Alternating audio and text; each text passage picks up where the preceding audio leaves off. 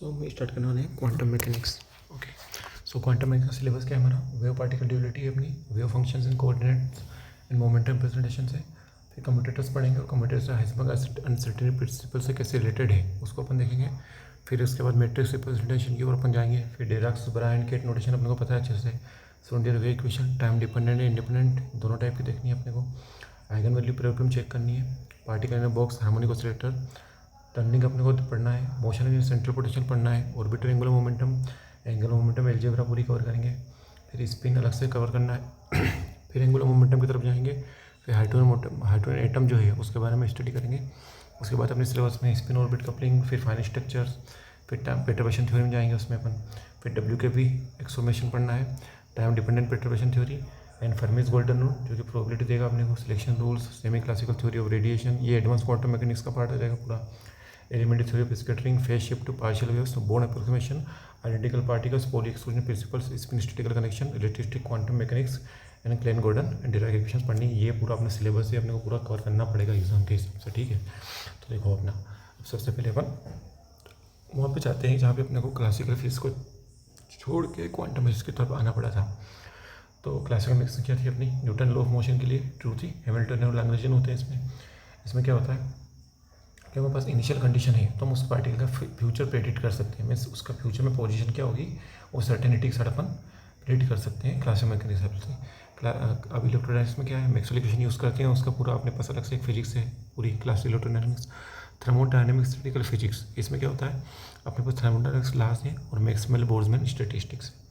Now अब क्या हुआ कि 19th सेंचुरी की एंड होते होते और 20th सेंचुरी का जब स्टार्टिंग हो रहा था तो कुछ एक्सपेरिमेंटल फाइंडिंग ऐसे टाइप से आई जो केवल अपने इससे एक्सप्लेन नहीं हो पाई। There were some experimental findings in the start of the early 20th century which cannot be explained with the help of classical mechanics.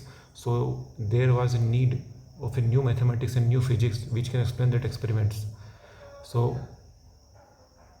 thus scientists worked, researchers worked and tried to formulate a new physics which we know as quantum physics. Why it is so?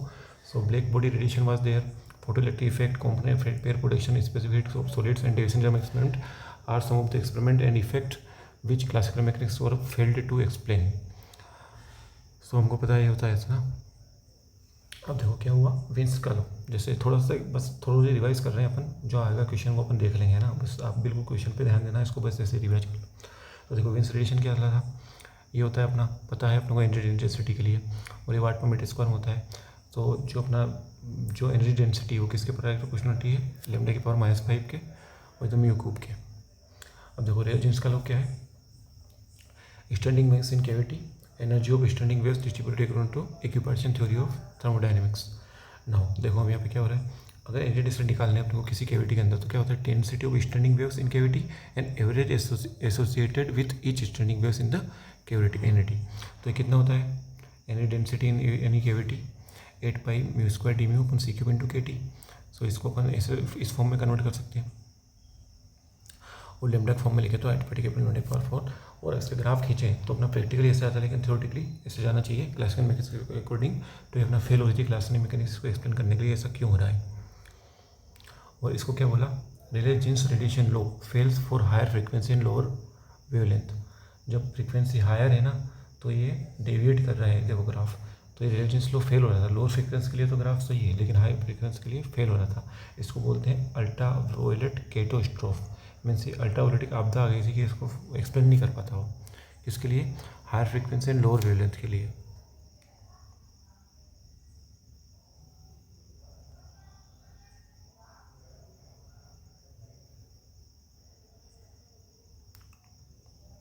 चलो आगे बढ़ते हैं।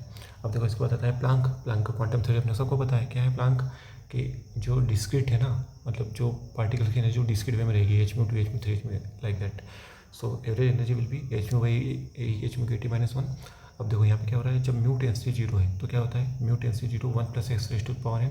सो 1 + hν/KT -1, 1 से 1 cancel, hν/KT बचेगा अपना, और hν से hν cancel होकर ओनली KT बचेगा। मीन्स रेडिएशन स्लो आ जाएगा कब, जब मतलब फ्रीक्वेंसी 0 है तो एनर्जी इक्विपार्टीशन थ्योरी की तरह EKT अपनी शो हो रही है, बिल्कुल सही, कोई दिक्कत नहीं है।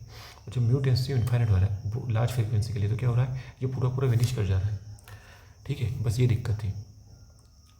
तो अपना देखो कैसे इसको फॉर्म क्या बनेगी इसकी, क्वांटम के लिए, मतलब प्लांक के क्वांटम थ्योरी के लिए, कि जो एनर्जी डेंसिटी हो क्या 8πh/c³ e⁻k⁻1 और लैम्डा फॉर्म में 8πh/λ/5 d λ e λ/k⁻1।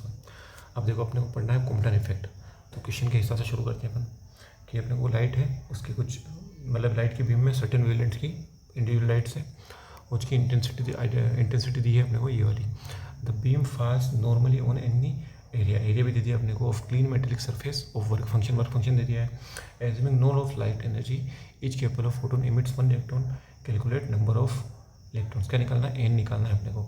अब देखो केपेबल फोटोन कैसे निकालेंगे? कौन फोटो इलेक्ट्रिक शो करेगा? जिसकी जो फ्रीक्वेंसी है वो μ0 से ज़्यादा हो, डेली फ्रीक्वेंसी या थ्रेशोल्ड फ्रीक्वेंसी बोलते हैं इसको। अब देखो 5h/μ0 इतना होता है, अपने को एनर्जी की वेवलेंथ की फॉर्म में दिया, तो यहाँ से अपन क्या निकालो? 5 निकालो, एनर्जी निकाल लो। ये फॉर्मूला अपने को पता है, तो क्या आएगा अपना इंडिविजुअली इसके लिए ये और ये। अब देखो ये 1.9 से ज़्यादा कौन है? E1 E2 E3 ज़्यादा है, E3 नहीं है तो E3 बाहर हो जाएगी। Only E1 E2 E3 will participate in the PE। अब देखो अपने को दिया है इंटेंसिटी तीनों के लिए सेम है। अपने को पता है क्या होता है? एनर्जी पर यूनिट क्रॉस सेक्शन एरिया पर unit time. So n E0/A होता है, तो NhμA, so it will be Nhμ flux which will be equal to number of photons per electrons. So total number of photons will be n1 plus n2 plus n3 I1 A1 upon E1 I2 A2 upon E2 I3 A3 upon E3। यहाँ से common लेंगे तो अपने पास ये आएगा। और value रख दो आई की और ए की, तो ये अपने पास यहाँ पे आ रहा है। और ई की जगह क्या रख देंगे? इलेक्ट्रॉन को वोल्टेज रख देंगे। टोटल कितना आ रहा है सॉल्व करने पे? 1.128 वाट। अब इसके क्वेश्चन बहुत सारे हैं, मैंने कम से कम 50-60 क्वेश्चन इसके कर रखे हैं, पर भी टाइम नहीं इतना है ना, फुर्सत में पूरा आपको क्वेश्चन सारे करवा दूंगा इसके फोटो इलेक्ट्रिक इफेक्ट के। ठीक है, थोड़ा सा पेशेंस रखना। अभी बस खाली सिलेबस कवर करने के हिसाब से अपन देख रहे हैं ना। देखो लाइट कितनी है? हम यहाँ पे ये है अपना, तो काइनेटिक एनर्जी निकालनी है अपने को। अब देखो काइनेटिक एनर्जी कैसे निकालेंगे अपन? काइनेटिक एनर्जी क्या होती है? Hμ minus Hμ not equal to kinetic होना चाहिए। Hμ कैसे? इंसिडेंट की, ये इंसिडेंट की माइनस Hμ0। अब देखो यार ये ω1 ω2 दो दे रखा है अपने को, इसमें से ज़्यादा किसका है? ज़्यादा किसका है? इसका ω2 का। इसलिए पार्टिसिपेट कौन करेगा? ω2। क्यों? क्योंकि अपने को किससे ज़्यादा चाहिए? 2 इलेक्ट्रॉन वोल्ट से ज़्यादा चाहिए, है ना। तो Hμ2 लेंगे, इसका सोल्व करेंगे तो अपना आंसर। अच्छा अब देखो कॉम्पटन इफेक्ट क्या होता है? एक सर्टेन वेव होती है, वो इलेक्ट्रोनेट रेस से कोलाइड करती है, इंटरेक्शन करती है, जिसके पास एनर्जी और मोमेंटम दोनों है। तो क्या होता है? एक तो वेव निकलेगी और एक इलेक्ट्रॉन निकल जाएगा, ये होता है कॉम्पटन इफेक्ट। अब देखो लगा लो एनर्जी कंजर्वेशन लो, तो क्या होता है? Hμ प्लस m0c² रेस्ट पे है इसलिए, और रेस्ट मतलब उसके बाद इंटरेक्शन के बाद क्या होता है? Hμ' और ये वाला एनर्जी इसकी कितनी? m0c² और p²c²। तो यहाँ से क्या आया? ये आया अपने पास delta lambda equal to H/√c 1 minus cos phi आ गया अपने पास। ठीक है, और यहाँ पे अपने को पता है ये क्या होती है? Compton wavelength. और अगर मैक्सिमम निकाले तो 0.44 और मिनिमम निकाले 0.242 एमस्ट्रॉन्ग। मोमेंटम कंडीशन लगा लो एक्स डायरेक्शन में, तो एक्स डायरेक्शन में क्या है? Hμ/c। यहाँ पे क्या आएगा? cos फाई, और यहाँ पे क्या आएगा? cos theta. ये सही है। वाई डायरेक्शन में यहाँ 0 है, वाई डायरेक्शन में यहाँ कितना? sin फाई, यहाँ कितना है? Minus sin theta. ऐसे अब देखो पेयर प्रोटेक्शन क्या होगा? वही वेव आई। अब की बार क्या होगा? इलेक्ट्रॉन और पॉजिट्रॉन निकलेंगे। पिछली बार क्या हो रहा था? वेव निकल रही थी और इलेक्ट्रॉन निकल रहा था। अब की बार क्या निकलेगा? इलेक्ट्रॉन और पॉजिट्रॉन निकलेंगे। तो पेयर प्रोटेक्शन के लिए क्या होता है? Hμ > equal to 2 m0c²। Minimum कितना होता है? 0.51 मेगा इलेक्ट्रॉन वोल्ट। तो पेयर प्रोटेक्शन के लिए minimum energy required greater than 1.02 mega electron volt. ये रेस्ट मास एनर्जी इससे ज़्यादा होगी तो ही अपने को पेयर प्रोटेक्शन मिलेगा। अब देखो photon will never show P with free electron. क्यों नहीं होगा ऐसा?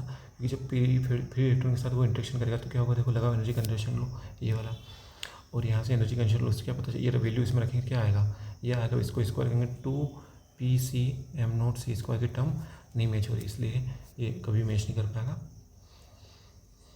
और वो फ्री इलेक्ट्रॉन के साथ फोटोन इंटरेक्शन नहीं करेगा। पार्टिकल प्रॉपर्टीज ऑफ वेव्स क्या होती है? Black body radiation, photo electric effect, Compton effect, pair protection, pair annihilation. और लैम्डा कितना होता है? Sc/100K plus m0c²। ये अपने को पता है, सबको पता है, फिर भी इसको अच्छे से अपन लिख देते हैं एक बार। बस आगे देखो। अब देखो अब आगे बढ़ते हैं, आता है डिवीजन जर्मर का एक्सपेरिमेंट, और इसमें आता है G.P. थॉम्सन भी इसमें इंक्लूड था। तो 1927 में G.P. थॉम्सन डिवीजन में एक्सपेरिमेंट किया, इसलिए इनको नोबेल भी मिला। एक्सपेरिमेंट क्या था कि 54 इलेक्ट्रॉन वोल्ट का जब इन्होंने पोटेंशियल दिया तो पीक कितने पे ऑब्जर्व हुई? 50 डिग्री एंगल पे, मतलब डिफ्रेंशिएशन पैटर्न में पीक कितने पे आई? 50 डिग्री पर। अब ये पहली बार हुआ कि इलेक्ट्रॉन जो है वो क्या शो कर रहा है? डिफ्रेक्शन पैटर्न शो कर रहा है। मीन्स क्या हो रहा है?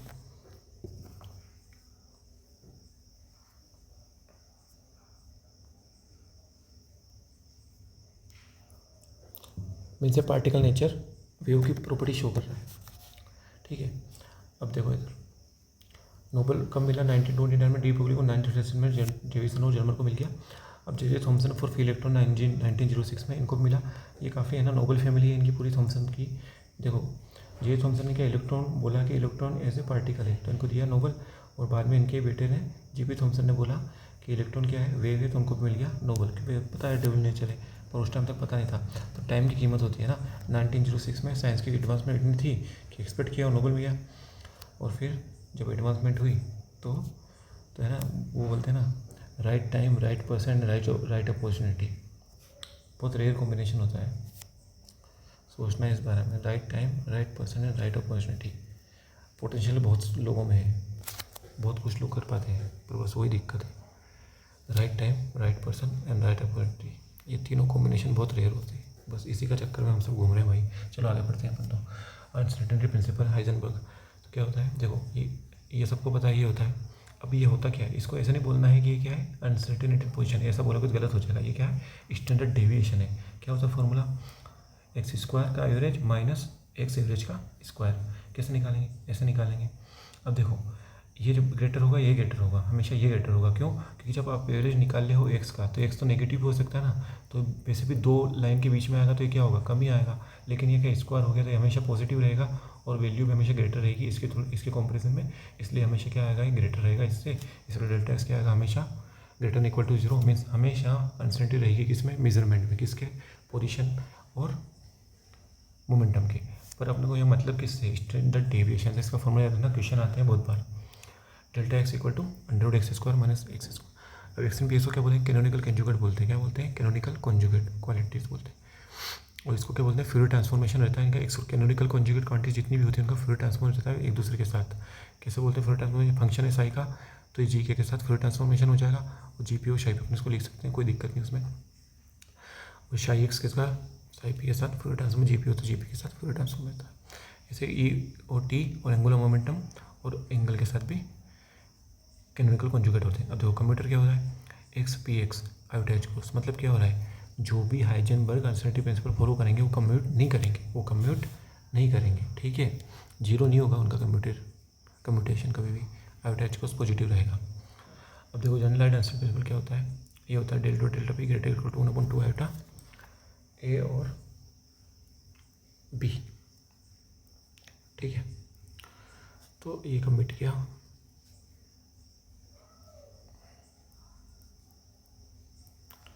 और इसको बाहर ले सकते हो तो ये अपना हो जाएगा, इसे याद रखना।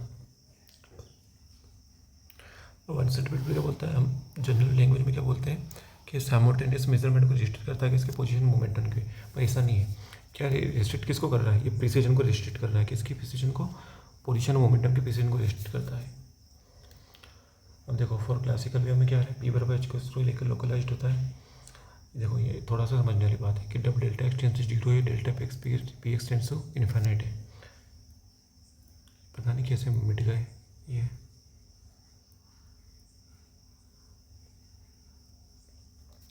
मतलब क्या बोल रहा है कि डेल्टा एक्स 0 मतलब आपकी स्टैंडर्ड डेविएशन 0 हो गया पोजीशन के लिए, तो क्या हो गया, पोजीशन डिटरमाइन होगी, फिक्स होगी, लोकलाइज हो गई पोजीशन। तो लोकलाइज पोजीशन होगी मतलब आप फिर उसके बाद जो भी मोमेंटम की वैल्यू दोगे वो फर्जी वैल्यू है ना, आप डिटरमाइन कर ही नहीं सकते। आप अगर इसको अनसर्टेनिटी के साथ बोलोगे तो ही आप इसकी वैल्यू भी अनसर्टेनिटी के साथ बोल सकते हो। अगर आप एक को फिक्स करोगे दूसरी आपकी वैल्यू फर्जी हो जाएगी, उसका कोई सेंस नहीं बनेगा। इसलिए इसको बोलते हैं अनसर्टेनिटी प्रिंसिपल। ये है ना, मेजरमेंट को रिस्ट्रिक्ट नहीं करता है, ये उसकी प्रिसीजन को रिस्ट्रिक्ट करता है। बस ये याद रखना, इंटरव्यू में क्वेश्चन पूछा जा सकता है।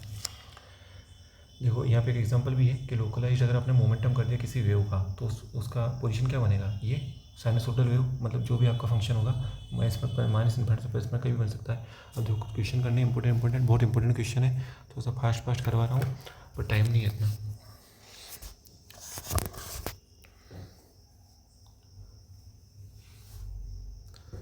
देखो क्या है, the de Broglie wavelength of A particle having kinetic energy E के इज गिवन बाय, क्या होता है, लैम्डा इक्वल टू 1/8/2 m के। सबको आते हैं ये, फिर भी एक बार देखना जरूरी है। The de Broglie wavelength of a charge Q and accelerated to a potential difference of v volts, कितना आएगा, lambda equal to 1/h/2 m3v। Which of the following statement is correct, only charge particle motion accompanied by matter. No particle rate motion is accompanied by matter waves, only subatomic particle motion matter waves, मतलब waves किसी साथ associated होती है. तो no particle in motion whether charge और uncharge accommodated by a matter wave. ध्यान रखना है ना. अब देखो the de Broglie hypothesis associated with किसके साथ, wave nature of all material particles. Electron proton radiation नहीं, wave nature of all material particles. Matter waves क्या होती है, डिफ्लेक्शन शो करती है. एक potential particle is equal to wave packet. अभी पढ़ेंगे, अभी पढ़ानी है अपने. विच ऑफ द फॉलोइंग परसेंट बोल टनलिंग थ्रू पोटेंशियल बैरियर. कौन सा शो करता है टनलिंग, अल्फा डी के शो करता है टनलिंग. ठीक है, टनलिंग कौन शो करता है, अल्फा डी के. अब देखो अपने को एक्सपेरिमेंट है और इसमें क्या है, फोटो इलेक्ट्रिक इफेक्ट है. Some of the resulting electric lose energy escaping the surface and here they have metal surface with connectivity function दे दिया है. प्रोटॉन एनर्जी दे दी ई एंड बाइंडिंग एनर्जी दे दी. देखो एच में is the photon energy and E is the binding energy. देखो जब उसको ओवरकम करेगा ना वो, तो बाइंडिंग एनर्जी से बाहर आने के लिए भी तो इलेक्ट्रॉन एनर्जी लूज करेगा. तो फाइनली काइनेटिक एनर्जी कितनी बचेगी, एच यू माइनस सी माइनस फाइव. बस ये इसका आंसर है. बहुत अच्छा क्वेश्चन है ना, सिंपल है बट ध्यान देने वाला क्वेश्चन है. Which of the following is not consequence of Heisenberg uncertainty principle. तो कॉन्सिक्वेंस है क्या, absence of electron atomic, yes it's a consequence. Electron stability of benzene molecule, it's a consequence. Repulsive part of van der Waals interaction, ये भी consequence है ना. तो Heisenberg uncertain principal के क्या कॉन्सिक्वेंस है, एक तो इलेक्ट्रॉन एटॉमिक मॉडल में नहीं, न्यूक्लियर में नहीं रहता. एक बेंजीन की स्टेबिलिटी और repulsive part of van der Waals interaction. और कौन सा कॉन्सिक्वेंस नहीं, antisymmetric nature of wave function electron. इससे हाइजेनबर्ग अनसर्टेन प्रिंसिपल कोई भी लेना देना नहीं है. अब देखो क्वेश्चन ऐसा है, मोमेंटम अपने को दिया है ऑपरेटर और फ्री स्पेस दिया है और पूछ रहा है कि जीरो अनसर्टेनिटी के साथ किस में होगी. तो क्या होगा, ये सेटिस्फाई कर दिया अपनी आइगन वैल्यू इक्वेशन. तो ये अपना काम हो जाएगा momentum equation.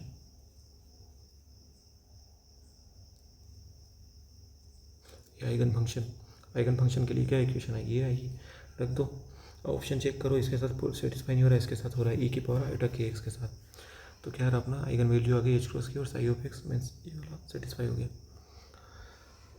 De Broglie Velan दिए, हीलियम के लिए टेम्परेचर दिया और निकालना है. देखो क्या होता है, lambda equal H upon two M, E K होता है इक्वल टू के टी आ गया यहाँ पे, मतलब inverse proportional to M dot T आ रहा है. तो नियोन और हीलियम, तो यहाँ पे नियोन और टी, नियोन का दोनों नीचे, मतलब इनवर्स प्रोपोर्शनल इसलिए, ऊपर क्या आएगा न्यूमरेटर में हीलियम और हीलियम.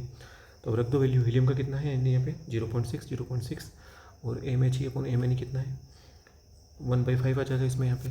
और एक का है 306 को सोल्व करोगे 0.6/10. For one dimensional quantum mechanical system the Heisenberg uncertainty product delta is fix maximum when the system is Gaussian function होगा. तो uncertain relation holds between life time and energy. देखो टाइम स्पेस दिया, position energy, momentum energy दिया, life time and energy. Delta e dot t delta t greater equal to h cross by 2.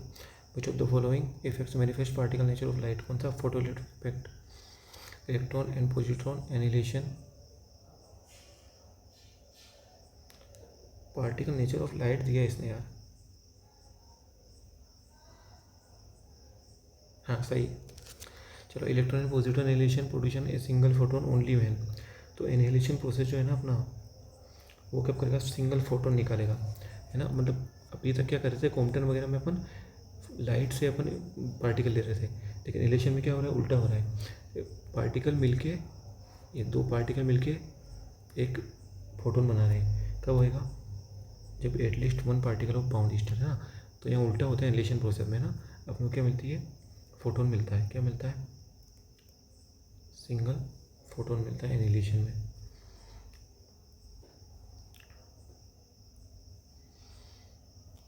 वो कब मिलता है, जब एटलीस्ट वन पार्टिकल क्या होना चाहिए, बाउंड ईस्टर में, दोनों में से, इलेक्ट्रॉन या पॉजिट्रॉन में से. ये बॉय का मास दे दिया है और अपने को उसकी वैल्यू निकालनी है. तो पूरा लिख के निकालेंगे तो आएगा 10⁻36. एक भी ऑप्शन में नहीं है इसलिए गलत ऑप्शन है. इसको सोल्व करेंगे तो रख दो आंसर सारे. अब तो इजी क्वेश्चन है ना. देखो out of the following particles are the same kinetic energy which of the following longest कब होगा, जब मास लेस होगा तो लेमडा हाई होगी. इलेक्ट्रॉन के लिए मास लोवेस्ट होता है, कितना होता है 10⁻37. इसका होता है 10⁻27. इसका भी 10⁻27. लगभग दोनों का ऑर्डर सेम होता है. एक का 64 होता है, एक का 10⁻27 होता है. बस इतना अंतर है दोनों में. ठीक है, इस इलेक्ट्रॉन का सबसे कम होगा, इसकी सबसे ज़्यादा। गामा रे इतनी आ जाएगी, if the angle of scattering is 180 the energy of the scattered gamma ray will be approach to 0.255 mega electron volt. कैसा है, ऐसे है ये काम टर्म से अपने e dash equal to E/1 plus E/m not c square 1 - cos pi अपना formula है, रख दो। 180 डिग्री पे 2 आएगा, एम नॉट सी स्क्वायर को तो 0.511 मेगा इलेक्ट्रॉन वोल्ट, इसको 0.500 ले लो, तो ये 2 को इसके नीचे भेज दो तो आ जाएगा 0.250। ये 0.250 को 1000 डिवाइड 250 तो 4 आएगा, तो 1/1 + 5 1/1/5 equal to 0.2 mega electron will be answer. A particle passes through a medium and it's deflected by a small angle plus minus del naught upon each collision within the medium with equal probability in interaction. The mean square angular scattering after n is कितनी हुई है, n del naught square। The de Broglie wavelength, तो ये ना, ये अभी आगे पढ़ेंगे, इनको थोड़ा सा भी मैंने ऐड कर लिए हैं, पर ये भी टॉपिक अपने कंप्लीट नहीं किया है। मैंने तो कर लिया, तुमने नहीं किया है ना, इसलिए। The de Broglie wavelength of material particles free charge in thermal equilibrium at temperature lambda क्या होता है, H/2m/kT। अब देखो जल्दबाजी में टिक मत कर देना तुम, यहाँ H क्रॉस यहाँ H है, फॉर्मूले में H/2m/kT होता है ना, तो ये सब ध्यान रखने लायक बात है। अनसर्टेन रिलेशन क्या होता है, a pair of dynamical vectors the which do not commute, क्या होता है, A.B = आयोटा H क्रॉस होता है, तो कम्यूट नहीं करेंगे, जीरो नहीं होगा ये स्टर्म गलने कभी करा ही नहीं, और इसके भी नहीं करा। तो थैंक यू पेशेंस के लिए।